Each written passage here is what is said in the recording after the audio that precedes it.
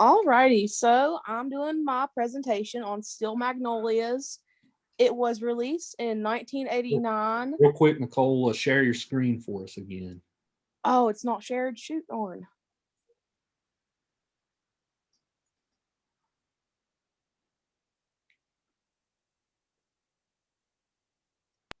All right. So, Steel Magnolias was released in 1989. And as y'all know, it's a heartwarming comedy that displays a lot of the importance surrounding friendships amongst life's really harsh turns that all of us have to face no matter what. And this film also highlights the strength of women and the way that they are able to sacrifice anything and whatever it really takes to keep their families afloat and remain strong when it seems like no one else can. And as the overtone is really witty and funny, which of course it has to be with Dolly Parton in it, Yeah. this movie will really pull at your heartstrings and make you realize just how grateful we all should be. The hilarious writing, heartbreaking story, and all-star cast joined together to make this film really one that every member of the family can love and relate to.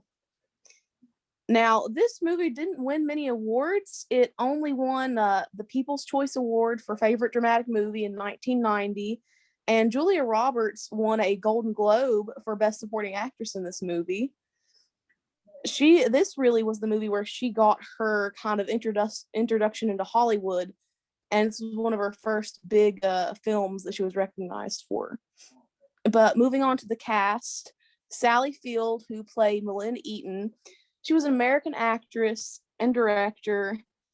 You know, she acted in a lot of award-winning films. Some of those were Miss Doubtfire, Places in the Heart, Forrest Gump, Lincoln, Sybil, and of course, Still Magnolias.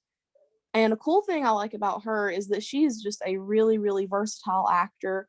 All of her roles are really different and unique in their own ways. She's not been limited by genre or by specialty character acting or anything like that. And as for Julia Roberts, we already know that this was kind of her introduction into main screen film. She's an American actress and producer, and she made her debut a year earlier than this film was released in Firehouse. And shortly after that, she gained a whole lot of publicity and recognition from this film. Her career is still one of the most successful in Hollywood. She has over 4 award-winning and 8 nominated roles under her belt. She's also known for playing really likable characters, which I think we can all tell. Next, we've got Shirley MacLaine, who played Weezer, and I personally loved her. I thought she was the comic relief in a comic movie, which is something you don't see very often. But she's an American actress and activist, as well as a singer and songwriter and a former dancer. It's a lot right there. She's a character actor who usually really takes on grumpy or quirky, maybe even stubborn female roles. And despite narrowing her possible roles down to that, she's still really well known. She's still a very well known actress, and she's also won multiple accolades.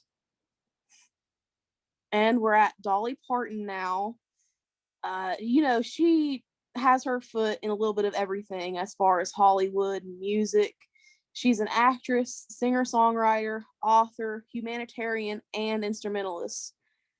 And her success began as a singer songwriter when her debut album, Hello Dolly, was released in 1967. Since then, she's become a household name in America, especially the South, as we know, and she's even been inducted into the Country Music Hall of Fame. Olympia Dukakis, she started her acting career in theater, and amazingly, she's played in over 60 films and 130 stage productions, as well as 50 television series. I could not imagine the time and effort it would take to play different characters in that many different films and productions. That's just insane. And not only is she an acclaimed actress, but a teacher and activist as well. Daryl Hannah, who played Annelle, is an American actress and environmental activist who made her film debut in 1978 in the film The Fury. And aside from her performances on the big screen, She's had a lot of success as a theater actress, and her role in the film was hard won because multiple high profile actresses were really fighting for a spot amongst all the stars in this cast. But when the casting director saw her, or they inevitably chose her over the competition, which I think was a wonderful choice. Now moving on to Dylan McDermott, who played Jackson Latchery, who was the husband in this film. He was an American actor, and he made his debut in 1987. And he has more success playing in television series rather than films. You all might know him from American Horror Story or Dark Blue. Tom Skerritt he's performed in over 60 films and 200 television series. That's just amazing. And unlike his usual gig, he took a really minor backseat in this film because he played the role of Malin's husband, who, similarly to Weezer, was comic relief at some points, although he did show a lot of emotional depth in this role.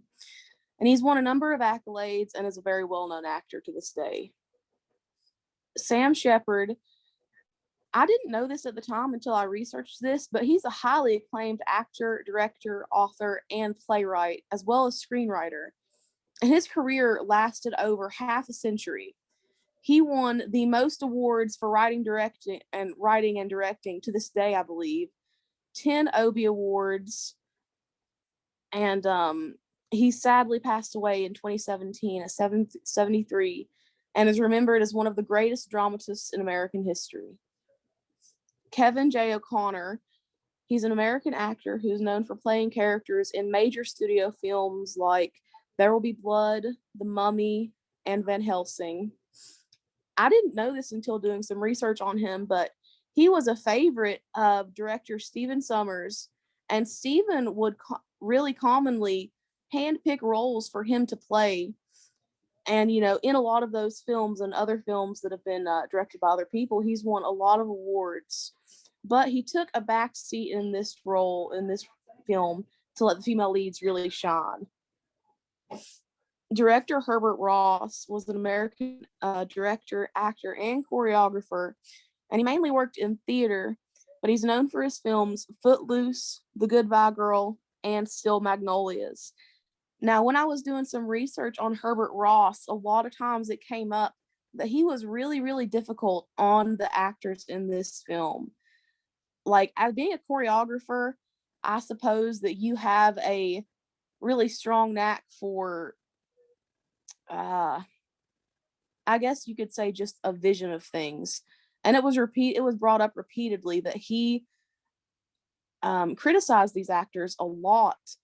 And after realizing that he was a choreographer, looking back at the visuals of the film, it was really obvious that every move these actors made was thought out and planned and follows the rule of theater to a T, which I thought was very interesting. Now, moving on to the screenplay, this was written by Robert Harling.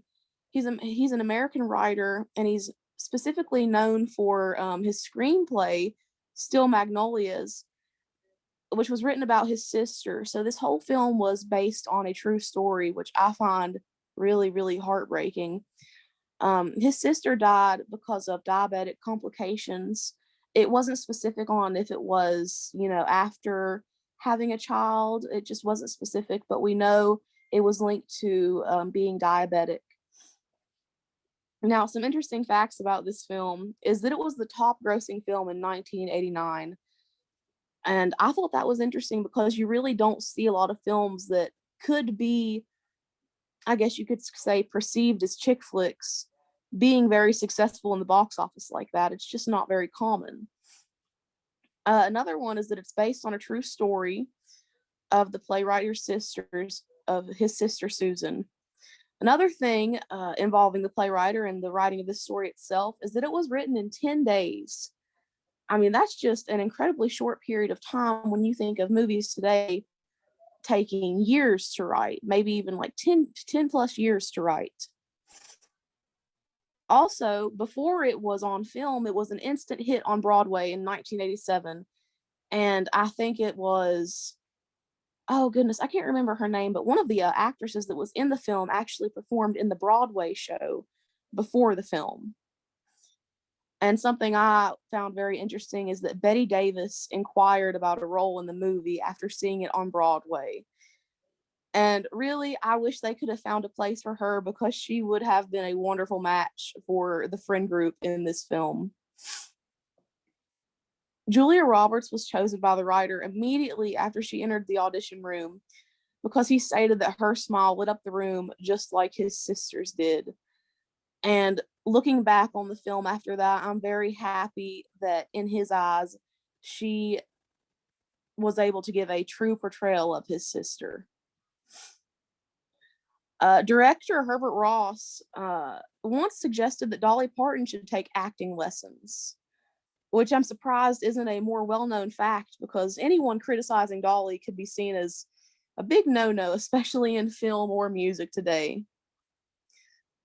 Ross was really difficult on the cast. He made harsh comments on their acting skills and thought the cast really wasn't very good at acting. But, you know, from some comments they said in interviews after the film was initially released, they said that it helped them bond together and it really helped them portray a true friend group in the film. And another thing that is really surprising about this film is that it was criticized for a lack of substance in the male roles.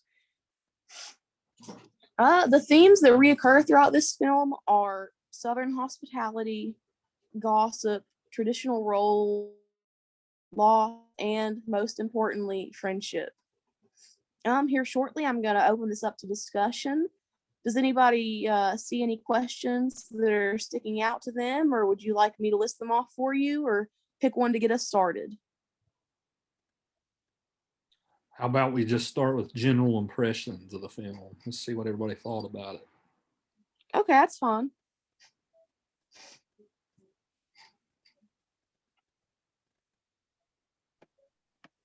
What's your guys' hot takes? I've watched this movie, I don't know, 100 times probably. And I love it. I mean, it's got some really funny parts in it, although I believe it's more of a drama than funny. And maybe you could sit and, you know, hash it out and say, okay, well, here was a funny scene. Well, here wasn't. Here was a funny scene, whatever. But I think that the drama and the tragedy is so heavy that maybe that supersedes the hilarity that's throughout the movie. But I thought it was very well written and executed.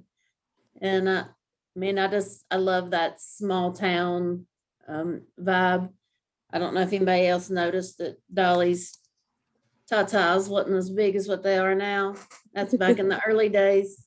So, but yeah, I really, the movie was, it spoke to the Southern hospitality that we have and that we are familiar with. You know, when someone's sick or someone passes away or having surgery, you know, we try to be there for those that are closest to us, make sure they have meals, make sure they have everything that they need. And and just that closeness is important. So I think that's why I like the movie so much.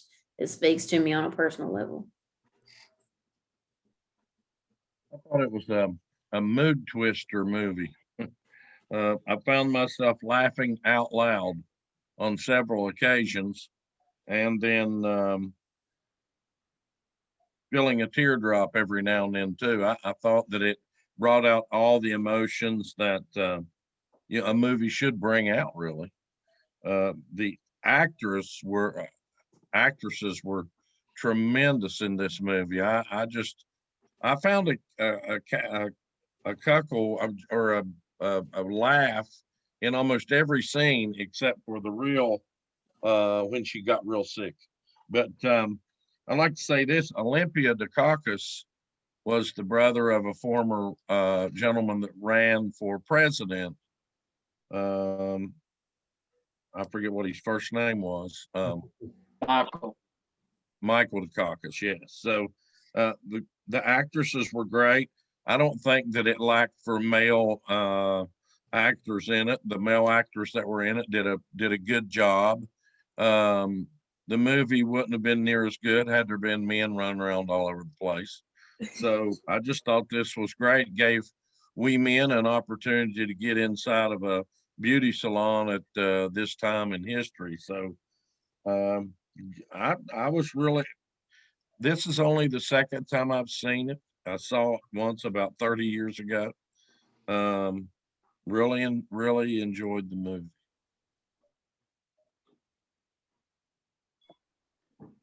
It kind of gave me the vibe of Southern Golden Girls almost. This entire movie just gave me the vibe of like all of them are like middle aged to just barely retirement age. So it's not Golden Girls, but it's still just that type of bonding, that type of like uh smartassery, for lack of a better word. It's just it was a really good movie in general, and the bonding between all of the characters is what really sold it for me.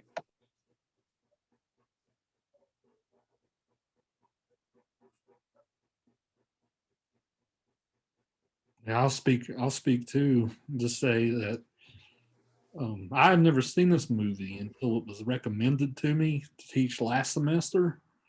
I think it's an incredible movie. I think it's a disservice that some of these actresses didn't win more awards.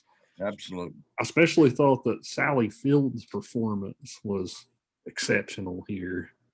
That scene in the graveyard, pretty close to the end, where she goes through the grief stages of grief almost, right? Yeah. That's I thought she deserved an award just for that scene because she nailed it.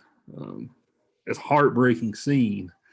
You know, then of course we get a Weezer laugh right after to break the tension, right? So yeah, I love Weezer in the movie too. Like she's everything that woman does is pure hilarity, I think. She was my favorite character. I loved her. Mhm. Yeah, this movie's going to become a staple for all my future classes. I think it's one of those staples. Like I classify it as a comedy, despite its tragic elements. I mean, just because I think at its heart, that's what it is. But that's just my. We could have easily put it into the drama category too, as Crystal said. I think you did a good. I think it was a good idea to put it in the comedy, just for the simple fact that it's supposed. It seems like it's supposed to be a light-hearted comedy or a light-hearted drama. Like it would be a drama, but like watching One Flew Over the Cuckoo's Nest, Apocalypse Now, and Still Magnolias, that seems like a bit of a like that seems a little Correct. like a complete 180. Right. I'd like to add something to, or maybe just what Dr. Yeager said about Sally Fields. Through the years, Sally Fields, I think, might be the most underrated actress in Hollywood. I mean, she's played in a lot of great things, and she really seems to pour her heart out in everything that she does. I remember back in there was a comedy, Smokey and the Bandit. She played in it with Burt Reynolds, and along with all the other things she does. Um, and Shirley MacLaine is one of my favorite all time actors. Seems like they typecast her into this. This was the perfect role for her. Reminds me of somebody that just had a chip on her shoulder all the time, and she really didn't have a filter between her mouth and anything that she said. So yeah, the actors and actresses in this were really great. Really great movie. Yeah, we should talk about Dolly's performance here too. Like I think she did fine in this film. I think she brings that like center. I think she has that like central figure in the community like through her hair salon. I think she really nailed. I think she nailed that. I don't think anybody could have done any better than Dolly here. I agree. You know, I think that her presence honestly really grounded this film in the Southern setting that it's going for. I just think that her presence here wrapped it all up and put a bow on it. I loved it. She's the only one that I know that has a genuine Southern accent too. Mm. So, like at the very least, it felt genuine because there was at least one person who is straight up Appalachian accent, and it made me trust the other actresses more because of that. Yeah, I think in a lot of ways, Dolly is intimidating to the opposite sex. Even in her music career during the early days, and I'm old enough to remember those days. Dolly was coming on so fast. She was Entertainer of the Year when women just did not receive Entertainer of the Year. And I know she had to work very hard for it. And she is a very good guitarist. And I don't know how she does it with those fingernails, but nevertheless, she is good. I mean, you remember another movie that she was in, the 9 to 5 movie. I thought her acting in this was really good. I don't know why that the director had such a problem. Of course, he's a director, I'm not, but I would choose as a fan to watch Dolly any day, anytime.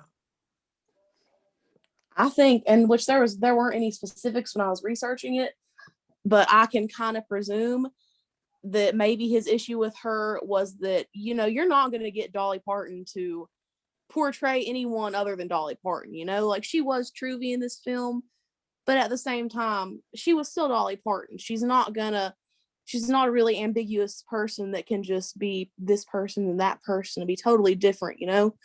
Although I think that her presence here as Dolly Parton just worked wonderfully with the film.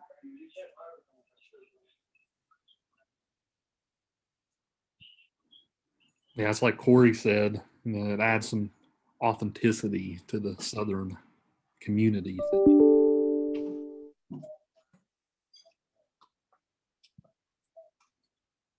Yeah, well, how about we start with your first question, Nicole? We're already on this subject.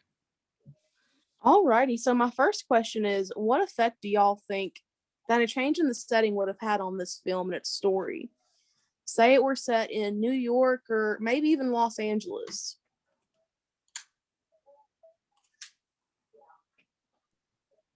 I done like a thread on that, and couldn't find a place to put it unless it was just me today, but I think that it was monumental to the film. I think back again with the Southern hospitality and everyone and everyone's business and the small town feel of the beauty shop. How you even have Corey, listen to me, Corey. Even though you have the one lady that she's in the bathroom at one point and sitting on the toilet, and you can see her a little bit through there, and she comes back out and she's got her, you know, drape on and she's got her hair all put up. I mean, like that's a closeness. We don't all just walk into any bathroom in a shop somewhere and do that. I don't feel this film would have had that down home realistic feel if it had been in a major city. Not saying that people can't be close friends in a major city by any means, but the things that they done for each other and how they handled certain situations. You know, him out there shooting the birds and taking a bow and arrow with firecrackers on it and putting it up into the tree. I don't believe that you'd be seeing that too much in the city. And I don't believe, I don't know, but I don't believe in the city that friends are going to make food and lend assistance to their friends that are having kidney transplant surgery. So I think it's a staple of our Southern way of life. And, you know, a group of friends can be found all over the world, but a group like this, surrounded by their values and beliefs, can only be found in a small Southern town, I believe.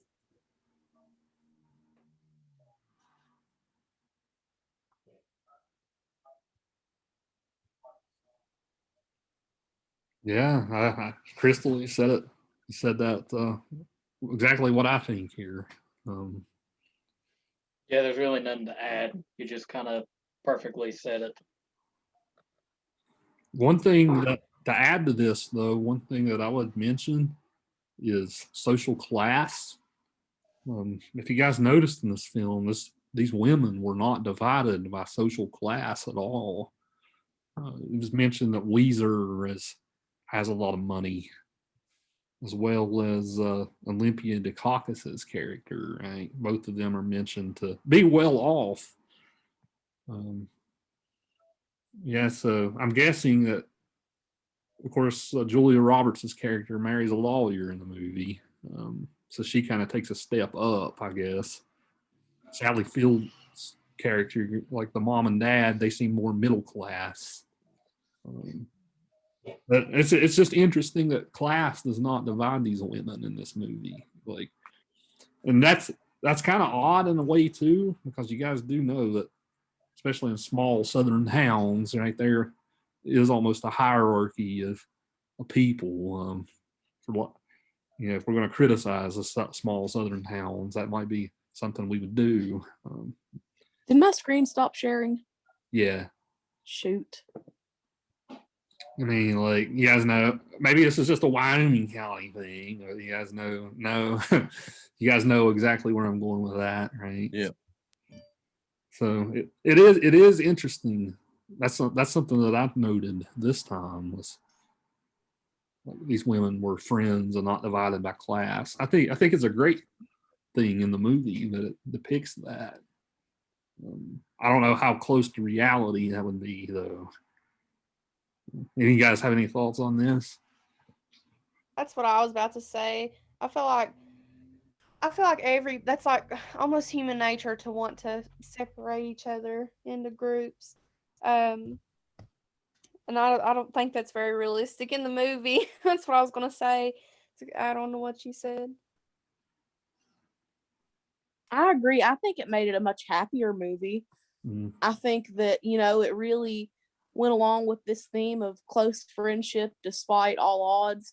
But in reality, I just don't think that, Weezer, somebody who had that amount of money, would have been super enthusiastic about being friends with Truvy or Nell or really anyone that wasn't at the same class as them, I guess you could say. In my experience, what would happen is Weezer would have 50 people around her kissing her butt. And that's That as about well. it, to put it bluntly. Mhm. Thinking on that, do y'all think that's... Oh, sorry, I didn't mean to interrupt you there, Corey. Go ahead. Do y'all think that, even though, we never saw that, do you think that possibly could have been the origin of Weezer's grumpiness and kind of her just outright mean, I guess you could say, attitude to keep people from trying to mooch off of her, to make it that difficult for them to get close to her? Maybe. That makes sense to me. I think she's just a mean old bat with a good heart, and she didn't want people to know that she had a good heart. She was just, that was her turn. And maybe it did keep people at arm's length as well, served two purposes for her. But I mean, you've seen the softer side of her whenever Julia Roberts had died, and she goes past Julia's dad and she wants to stop. And she wants to, say something to him. Instead, she just elbows him and rolls on. And he knew that even though all she done was complain and raise Cain, that she really did care about him. And it showed her softer side some, but I agree with she liked to be standoffish. I think she liked that. She was a little eccentric. I mean, she had all this money and she's running around in bibbed overalls and dirty shoes with this crazy, horrible looking dog. It had the mange or something. I don't know what's wrong with it. And then she had on a mink coat with a brooch on it. So, I mean, it shows a little bit about her personality and just a little bit maybe how eccentric she was as far as just out there a little bit.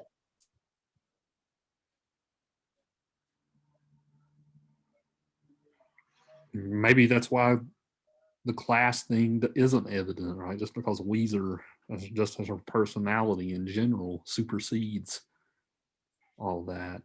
She doesn't seem like somebody who would be bothered by it, you know.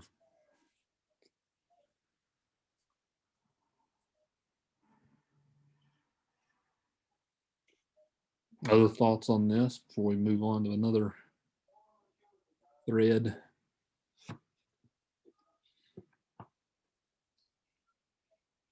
Yeah, Nicole, I know you and I have had this conversation before about Wyoming County. Oh yeah. Yeah, so. Yeah, Wyoming East, the usually the doctor's kids or whatever always get special treatment. You know how it goes.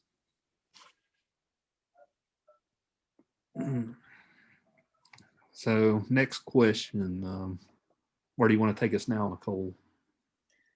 Let's move on. Since we were on the topic of Weezer, do y'all think that, you know, if this was reality or if it was set somewhere else, that the friend group would have accepted her for who she was and all her grumpiness and whatnot, or do you think that they would have excluded her?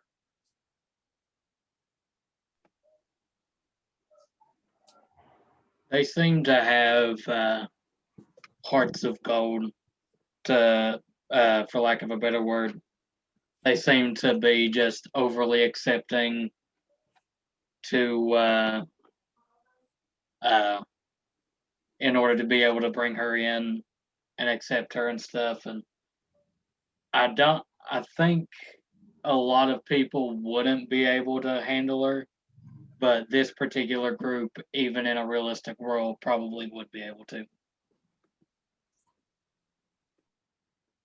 Yeah, and I think that the majority, not all of these ladies, but the majority of these ladies were they were fine in their own skin. They were not intimidated by seems like too many people.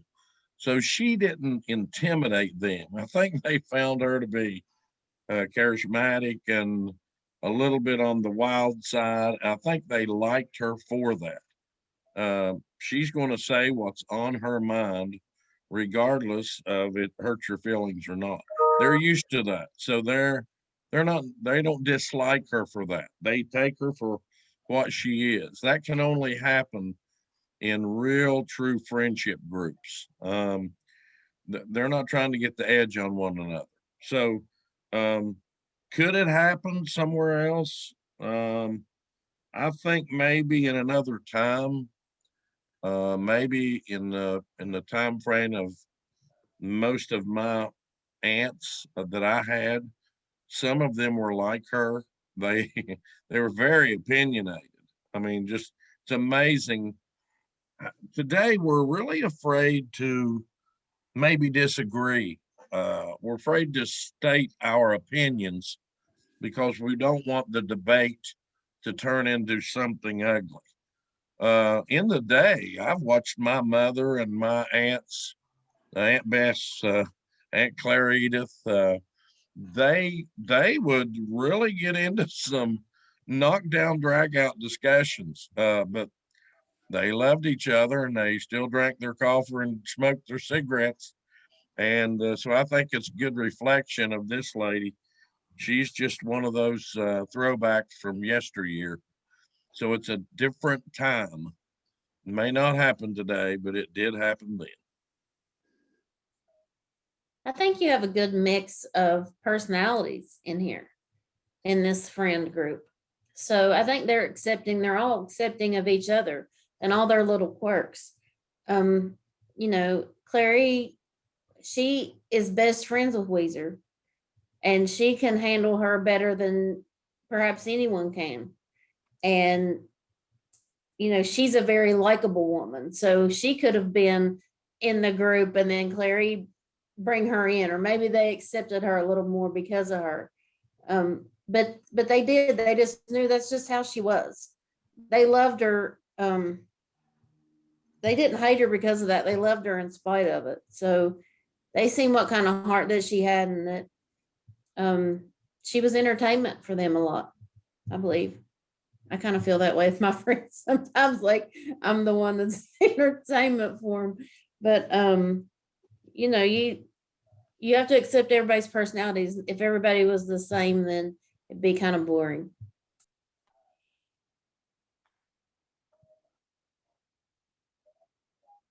That's very true. If y'all are ready, I'd like to jump down to question number 5. And this is one that I had thoughts on that I'll share after everyone else goes. But the question is, what are y'all's thoughts on the girls' like slight criticism and poking fun at Annelle's choice to become very religious in the second portion or the second half of the movie? Okay, well, I'm going to speak again because this part just cracks me up because, you know, anybody can have religion or relationship with God or however you want to, you know, look at your viewpoints on that. But some people can really shove it down your throat and be really dogmatic about it. And even though that was just her way and that was her relationship, she made the others like, oh, here we go again. And it wasn't no disrespect towards her religion. It was just that it was in their face constantly.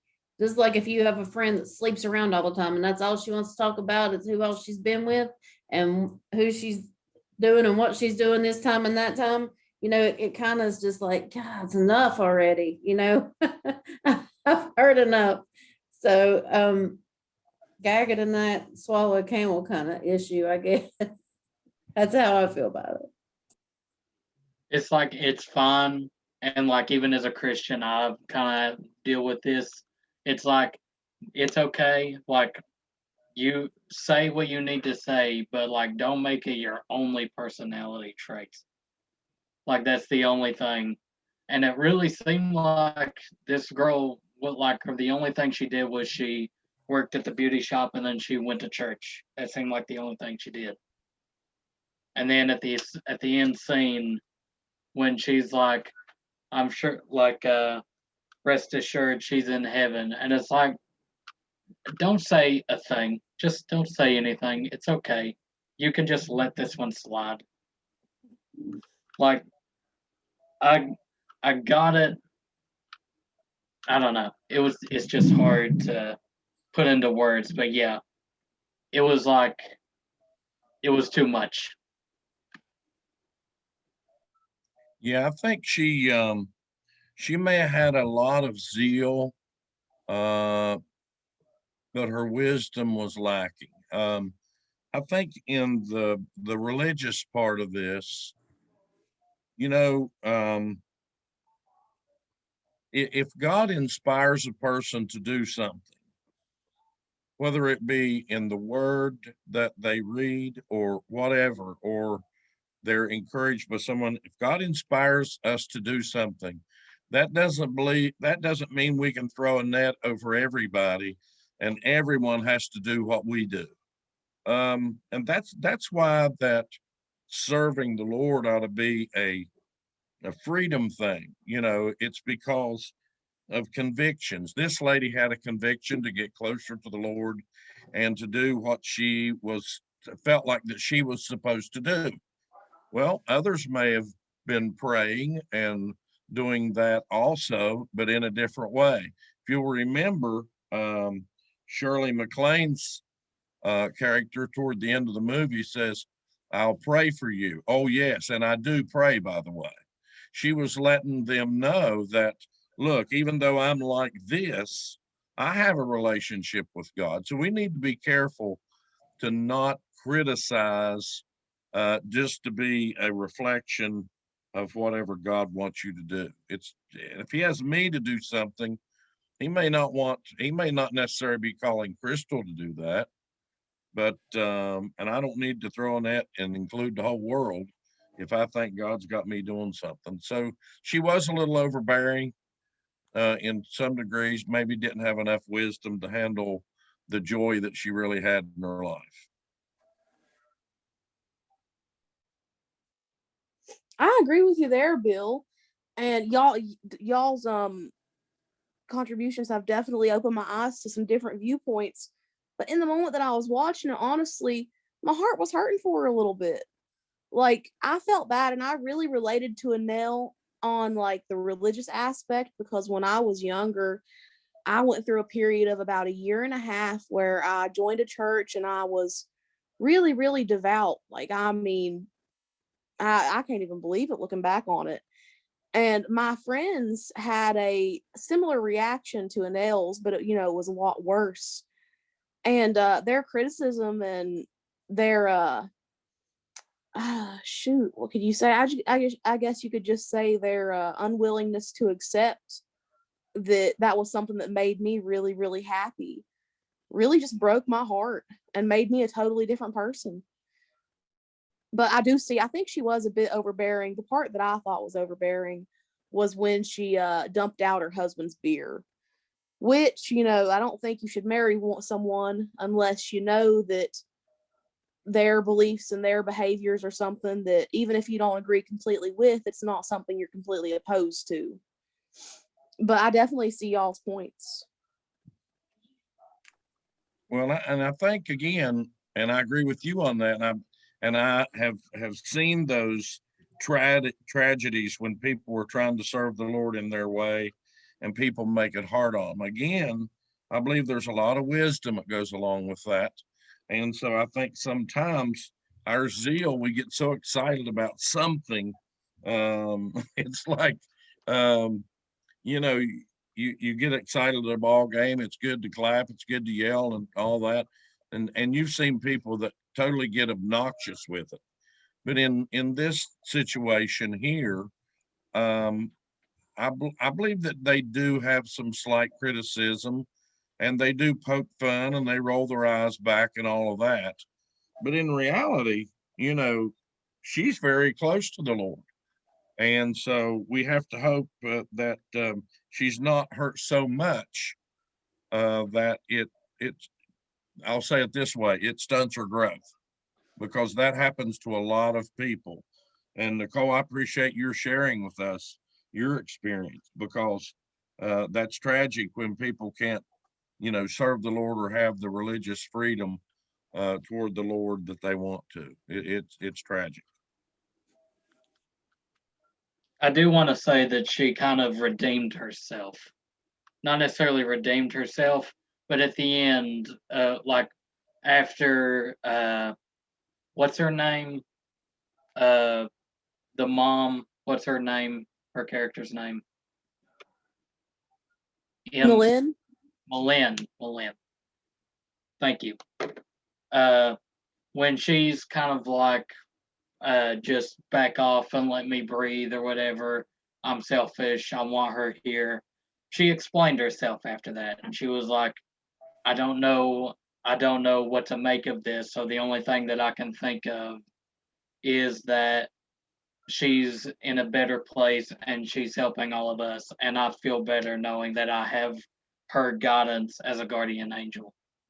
Like, her saying that completely, like, it was a complete flip on me, where I was like, okay, like, I went from, okay, calm yourself, don't be like too overbearing, to, okay, I got you. Like, you explained it in a perfect way. What you were saying about she's in heaven now was perfectly explained when you had your little monologue about her being a guardian angel.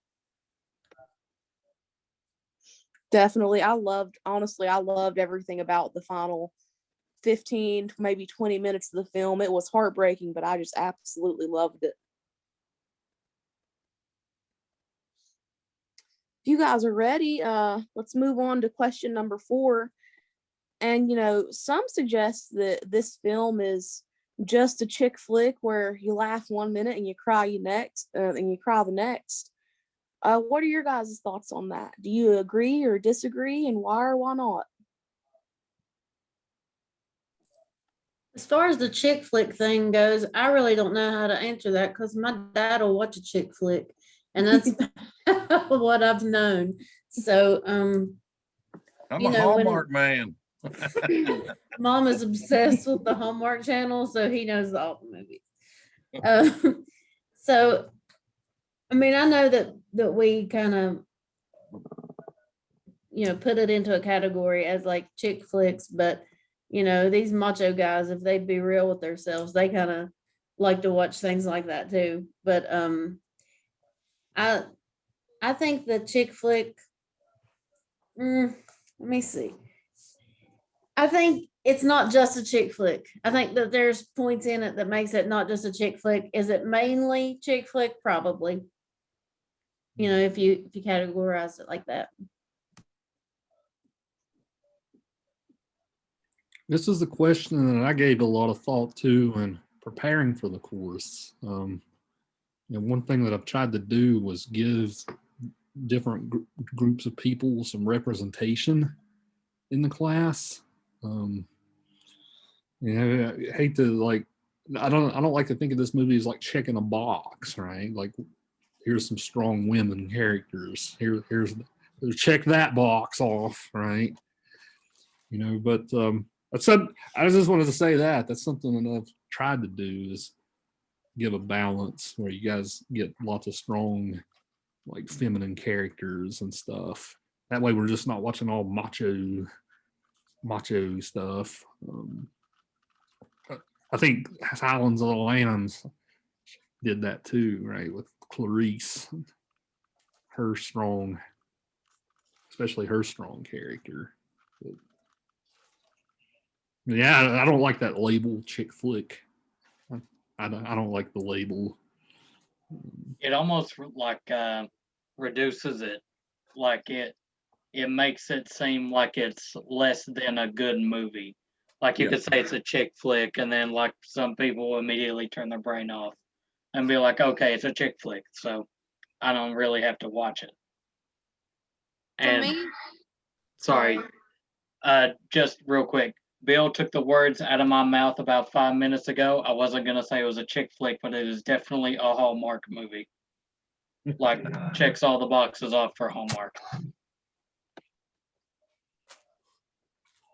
I was gonna say, to me, saying chick flick is the equivalent of saying you hit like a girl.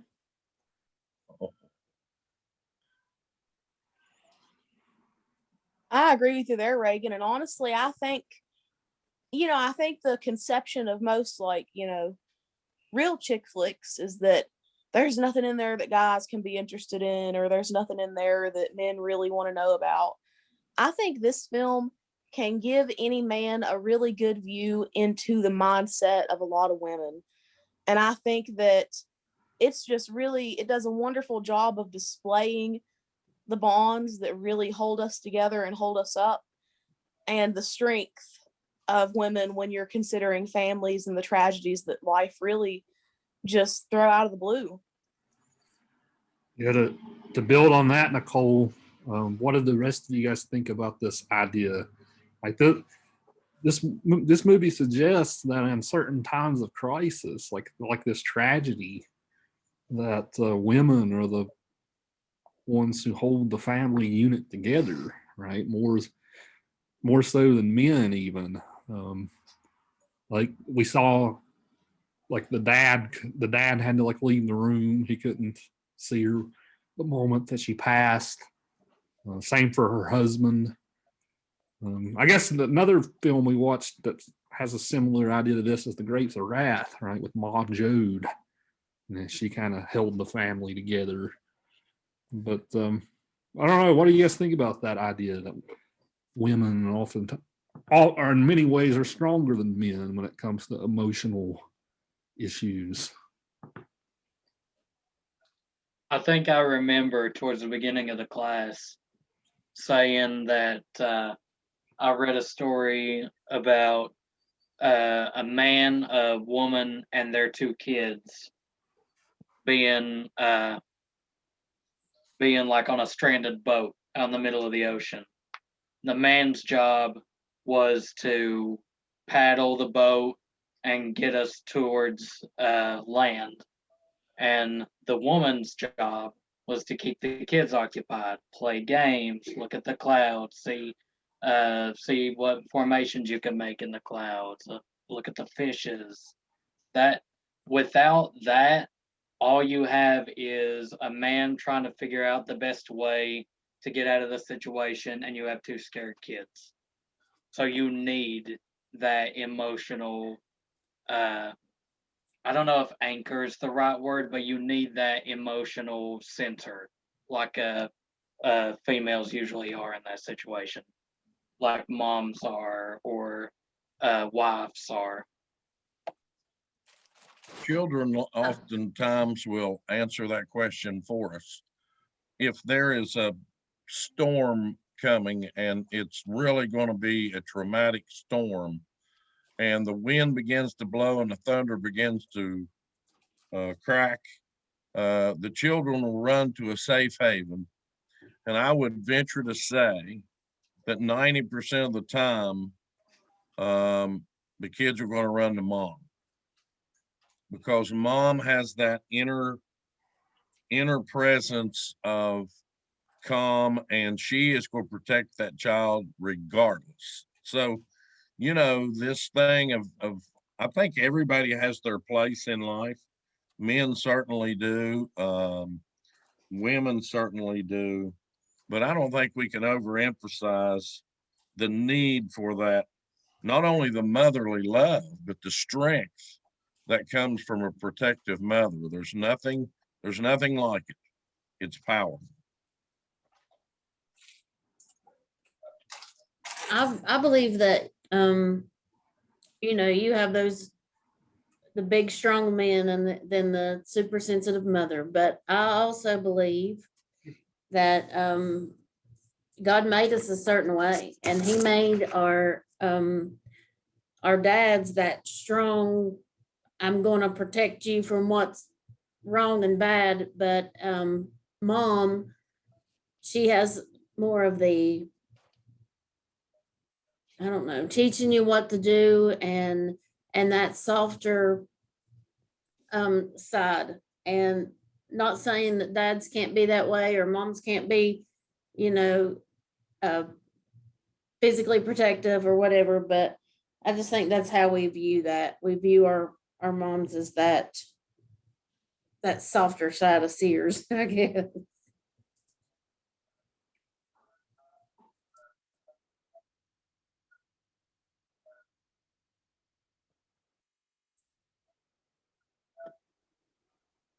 I want to touch on something real quick before we end class. I need to speak on how the build up in emotions was for this story, because like I got a few chuckles and I had a couple parts where I was like, oh, that's sad and stuff like that. But it just felt like it was building up and building up and building up until I got to that last scene where Malin is just crying and she's hyperventilating and she's storming off and she's yelling. That made me tear up like big time. Last time I had cried like that in a movie was Interstellar. Like, oh, that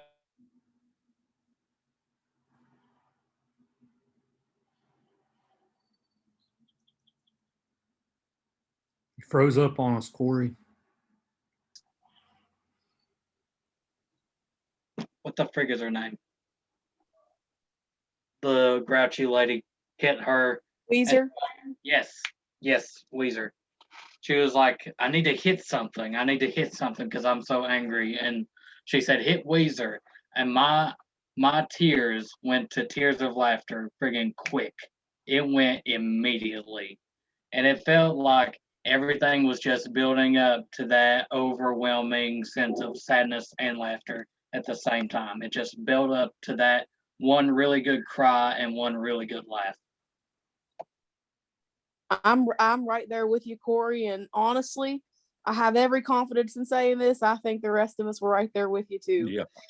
I mean, I was in my work truck at about 8 o'clock, sitting right beside the road, just sobbing my eyes out watching it. And then I started like hysterically laughing. And I know the people across the road probably thought I was an absolute train wreck. Yeah, Crystal and I had discuss that very issue, Corey, that you brought up. One thing I'd like to throw in here really quickly before time's up is the difference nowadays in the beauty parlor or beauty shop as opposed to before men started going to get haircuts. I mean, I'll bet that the ladies hate it now when we men come in to get a haircut because the mood changes and it's like I'm interrupting something. But there's not very many barber shops today. The men can't cut hair in the barber shops like the women do. But I wonder the difference between the two shops now. If we was to look back years ago when men just didn't enter into a beauty parlor, as opposed, and like we saw in the movie, as opposed to nowadays when it's normal to see a man walk in.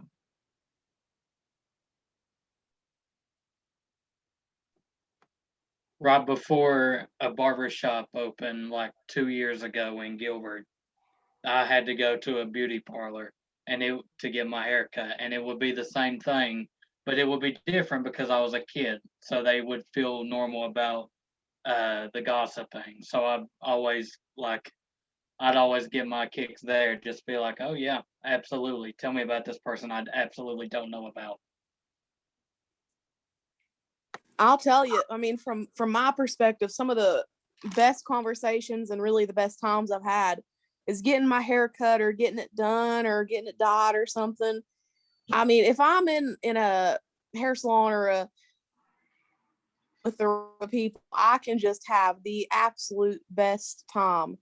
And I'll tell you, my fiance walked in right before I was finished and it just went dead silent. And it was like, okay, break the party up. No more party. The 911's here. It's time to end it.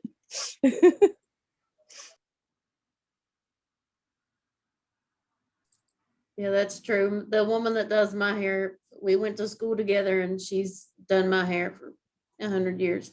So when her and I get together, Dad always says, because like since COVID and all that, she just comes to the house and does it.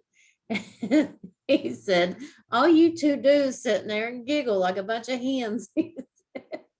But we're constantly talking about something, but we can get on that serious note, when your life's going through dark times and that's the person you lean on. And I mean, it's just kind of a known thing that people tell everything to their barbers, right? And their beauticians. And I think definitely, like, this is not towards any of the men in here, but I think part of the reason that women in those situations clam up is because in the past it's been broadcast by some men, just a select few who have the platform or who are able to spread the message, really kind of put a negative note on, I guess you could say, the gossip and the chitter chatter that women like to have. And really, I think it can make us feel self-conscious sometimes. Like, I don't think any of you all would ever contribute to that stigma or that effect. But some people in my life, or some people that I've known, I have just not been comfortable being myself and being fun loving and happy and being super open. And I guess you could say vulnerable around. Because I feel like when you go to a hair salon, that's when you're at your most vulnerable. When they wash your hair and you come out looking like a wet rat, that is when you're at your weakest point. And that's when you really need somebody you trust there with you.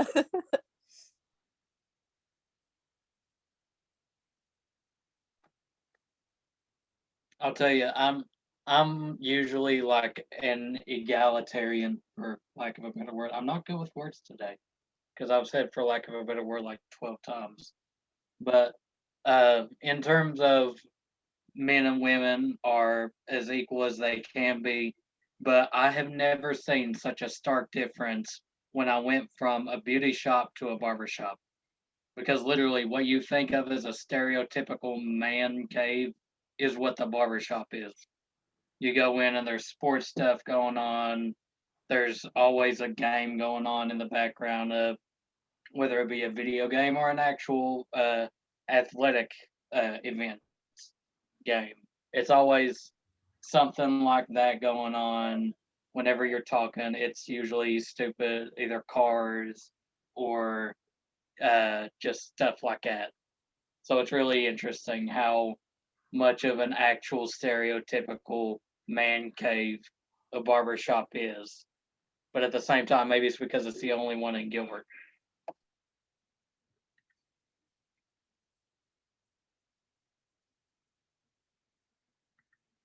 And another thing too, to add on a little bit to what I was saying, was we're incredibly vulnerable when we're there because we're there to get fixed. We're there to get physically fixed up and to get beautified and get made pretty, even though we're naturally pretty to begin with. And sometimes I guess it would be hard having someone come in that you would usually want that facade to be on in front of, and you wouldn't want to be exposed like that, I guess you could say. Groovy in the movie disagrees with you, Nicole. She said there's no such thing as natural beauty. So Never mind, I can't disagree with Dolly Parton. That's easy for Dolly to say, isn't it? Yeah. I see her point though. I mean, I think there's natural beauty, but who emphasizes that these days? We put makeup on to cover up. Guys grow beards or shave beards, whatever the case. We all get fixed up and dress a certain way, make sure our hair's this and that and the other. So, I mean, natural beauty, if we were all naturally beauty, or if any of us was truly naturally beautiful, then I guess that we wouldn't have to cover everything up. But I believe that people internally are naturally beautiful. I think they're naturally beautiful on the outside, but I can see what she meant by that. I agree with you there, Crystal. And today, I think that phrase right there rings true in today, especially because you have to consider, how can a 100% natural beauty compete with plastic surgery, with fake eyelashes, fake eyebrows, fake noses, fake lips? It just really can't. And it'll make people feel absolutely horrible about themselves when they have nothing to feel bad about. You feel less than all the time. All right, guys. Well, we're out of time. So we'll go ahead and call it a day. I'm glad we came up with a plan for next week. Like I said, we'll watch Mean Girls on Thursday to close out the comedy unit. I think that's a good one to end on. We ended originally. We just ended comedies in the '90s, so this will bring us up fairly close to our present doing Mean Girls. We'll see you guys then. Sounds great. Great job, Nicole. Very good. Thank y'all. You were a great audience. You done great.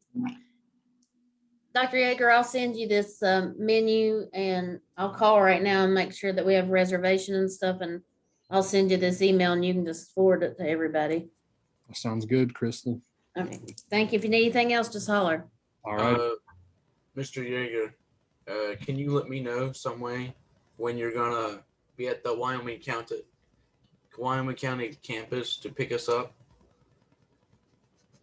Like what time you're gonna be there? Well, I was just thinking about this, Ron, because we do have our English 102 class right before. Well, I'll let you know next week. Yeah, I'll let you know next week. Let's figure out how I'm going to do things. I kind of brought up the idea of doing this. Then I thought, oh God, we have peer review next Thursday. But we'll figure it out. Probably probably if we meet at like 6, probably meet at like 4:30 or something like that. I would just drive there myself, but I'm not entirely sure how to get there. So I know how to get to the campus, so I can take a ride from there. Well, yeah, that's what you'll do. You'll just drive to campus or get dropped off on campus, and I'll drive you the rest of the way. Will you be able to drop me back off at the campus? Yeah, we'll come back to the campus. Okay. Wanted to make sure before I settle in and all going and then not have a way to get back. Yeah, we'll be going back to the campus. All right. Well, I appreciate it. I'll talk to you later. See you, Ryan. See ya.